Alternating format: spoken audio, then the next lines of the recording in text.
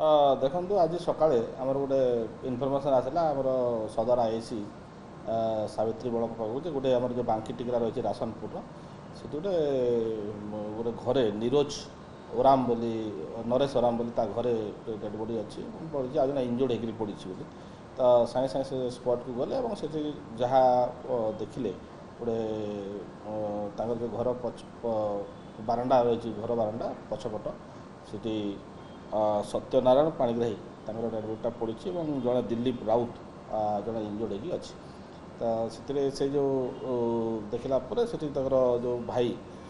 ବିକାଶ ରଞ୍ଜନ ପୁରୋହିତ ତାଙ୍କ ରିପୋର୍ଟ ଆଧାରରେ ଆମର ସଦର ଥାନା case number 213/2024 under section 103(1) 115 two BNSରେ ଆମର କେସ୍ ହେଇଛି ଏବଂ SP ସମ୍ବଲପୁର ସାର୍ଙ୍କୁ ଜଣାଇଲା ପରେ SP ସମ୍ବଲପୁର ସାର୍ ସାଙ୍ଗେ ସାଙ୍ଗେ ଘଟଣାଟାକୁ ଗୁରୁତର ସହିତ ନେଇକରି ଆମର ସମସ୍ତ ଗୋଟେ ଏକ୍ୟୁଜ୍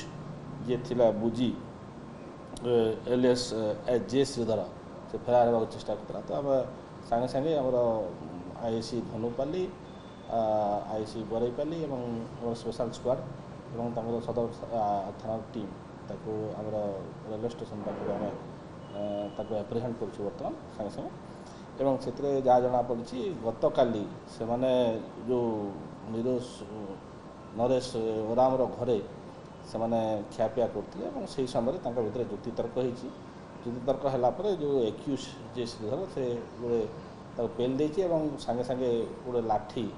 ତାକୁ ପିଟିଲା ପରେ ତାର ଇଞ୍ଜୁରି ହେଇଛି ଏବଂ ସେଇଠି ତାର ଡେଥ୍ ହେଇଯାଇଛି। ତାପରେ ସେଇ ଯେଉଁ ତାକୁ ଛଡ଼ାଇବା ପାଇଁ ଯେଉଁ ଦୁଇ ଜଣ ଆଉ ଗୋଟେ ରୁମ୍ରେ ଜଣେ ଟିଭି ଦେଖୁଥିଲେ ସେମାନେ ଥିଲେ ଦିଲ୍ଲୀପ ରାଉତ ଆଉ ପ୍ରଫୁଲ୍ଲ ବାଦୀ ଏ ଦୁଇ ଜଣ ଯେତେବେଳେ ଛଡ଼ାଇବାକୁ ଯାଇଛନ୍ତି ତାଙ୍କୁ ମଧ୍ୟ ବାଡ଼େଇଛି ଏବଂ ବାଡ଼ିଲା ପରେ ଦିଲ୍ଲୀପ ରାଉତ ସେଠି ଅଚେତକି ବାହାରେ ପଡ଼ିଯାଇଛି ଏବଂ ଯେଉଁ ପ୍ରଫୁଲ୍ଲ ବାଦୀ ସିଏ ଦୌଡ଼ିକି ଆସିଛି ତାପରେ 112 ଆମ୍ବୁଲାନ୍ସ ଡାକିକିରି ସିଏ DHHରେ ବର୍ତ୍ତମାନ ତାର ଟ୍ରିଟମେଣ୍ଟ ହେଉଛି। ତ କିନ୍ତୁ ସିଏ ଆଉ ଜଣେଇଲା ନାହିଁ ରାତିରେ ଯେ ଏମିତି ସେ ତାକୁ ପିଟୁଛି ବୋଲି ମାରିଦେଇଛି ବୋଲି। ତ ବର୍ତ୍ତମାନ ସେଟା କେସ୍ ହେଇଛି ଏବଂ ବର୍ତ୍ତମାନ ସାଇଣ୍ଟିଫିକ୍ ଟିମ୍ ଆମର ସେଠି